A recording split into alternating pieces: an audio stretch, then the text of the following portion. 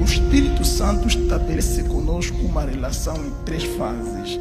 O Espírito está conosco, está em nós, está sobre nós. Creio que o Dr. Descartes resumiu o que eu falo no despido, vestido e revestidos, né? Primeiro Deus te despe, depois te veste, depois te reveste. Não é sabedoria, é ignorância. Porque é suicídio na mesma. Se eu beber água envenenada, eu morro. Se eu deixar de beber água, eu também morro. Tony Calado, obrigado por essa oportunidade que nos concede estarmos aqui consigo. Eu que agradeço. Para partilharmos da palavra. E todo mundo tem uma noção do que é dons espirituais. Mas eles se confundem e nós começamos por aí, profeta. Por que querias que falássemos sobre os dons? O que é que Deus colocou no teu coração exatamente para nós falarmos sobre dons hoje, nesse momento? Tens uma preocupação sobre o que está a acontecer em Angola relativamente aos dons? Podemos começar por aí. Certo. Consegue me ouvir, né? Ok. Que bênção. Achei por bem nós falarmos sobre os dons, porque os dons de Deus, eles têm sido muito menosprezados. E nós precisamos entender que a própria Bíblia Sagrada é um dom de Deus. Então ela foi dada através de um dom, que é o dom da revelação, que homens santos, como diz diz lá a Epístola de Pedro, para pastores, evangelistas e mestres. Interessante é também dizer que nesse mesmo contexto, nos versículos seguintes, ele fala até quando vai durar os dons. Eu acho que a igreja tem ignorado muito a importância dos dons de Deus por causa da má utilização. Só que eles são essenciais. E as ferramentas nós precisamos para o trabalho. Sem essas ferramentas o trabalho também não é bem feito. E então o que é que a Bíblia nos diz? Que os dons vão durar até que todos cheguemos à medida da estatura de Cristo Jesus, de varão perfeito. O que significa que enquanto nós estamos em aperfeiçoamento como igreja, nós precisamos dos dons. E os dons vão terminar de facto um dia, mas lá em Coríntios, Paulo vai dizer assim que quando vier o que é perfeito, então o que é em parte será removido. Em parte conhecemos e em parte profetizamos. Mas quando chegar aquele que é perfeito, então o que é em parte será removido. O que significa que quando Jesus vir, não precisamos mais de dons. O trabalho foi concluído. Mas nós temos esse chamado. Dizer que quando você é chamado, Deus te deu dons sobrenaturais. Mas isso não significa que você não pode ser ativado num outro dom. Como diz em 1 Coríntios, capítulo 12, versículo 28 até o versículo 31, diz assim: são todos apóstolos, são todos profetas, são todos doutores, operam todos milagres, têm todos o dom de línguas, interpretam todos? E a resposta é óbvia, é não. Mas depois ele conclui dizendo assim: entretanto, buscai com zelo os melhores dons. Ainda diz os melhores dons, quer dizer, aqueles que edificam mais os outros. Então ele depois fala sobre o caminho, né? Como por exemplo, ele começa o versículo 1 do capítulo 13 dizendo, falando sobre o amor.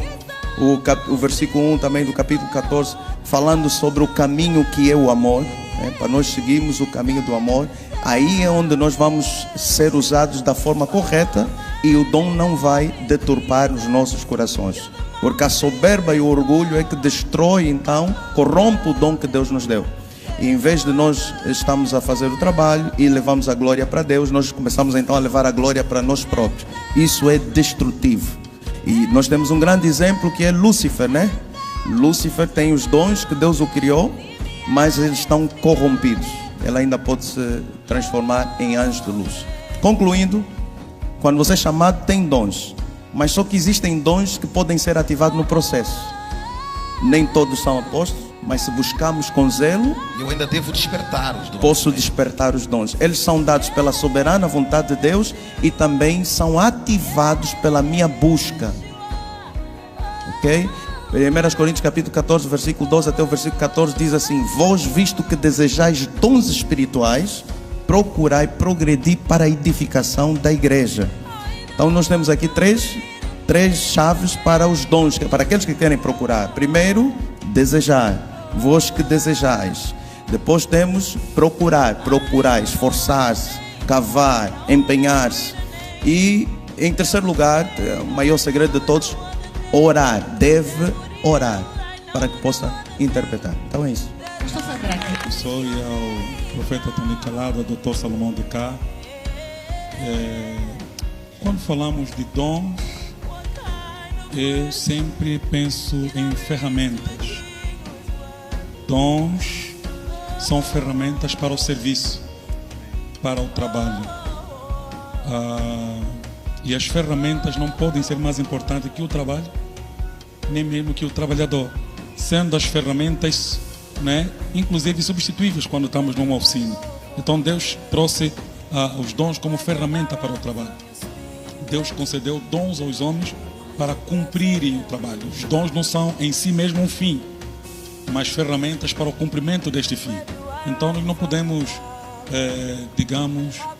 falhar com aquilo que é o trabalho, porque estamos entretidos com as ferramentas. Os sinais, falamos, por exemplo, dos dons, quando remete também à questão das manifestações dos sinais. Quando falamos de cura, falamos de milagre, falamos de profecia. Olhamos, por exemplo, para o trânsito e nós sabemos claramente que os sinais não são adorados, não são louvados. Os motoristas nem ligam, os sinais, seguem os sinais, mas não adoram. Ninguém para dizer, curvar à direita, gostei muito de ti. Não é para isso. Os sinais te levam para algum fim. Okay? Assim como os magos do Oriente que seguiram a estrela até Jesus. Quando Jesus é encontrado, então é ensinado, é descartado. Igualmente os dons nos são dados para o cumprimento do serviço. Quando o serviço estiver feito, esse dom terá valido, mas no fim nós seremos recompensados muito mais pelo fruto do que pelos dons em si. Então eu olho para esse ponto. É isso mesmo. Eu queria dizer que antes que os servos de Deus tenham dons, eles são dons. Isso é muito importante, que Cristo diz, a Bíblia diz que subindo ao céu, ele levou cativo e fez dons aos homens que estão na terra. Fez dom, deu uns e não deu a uns. Ele leva cativos lá em cima, porque quando ressuscitou, moremos com ele, ressuscitamos com ele, subimos com ele.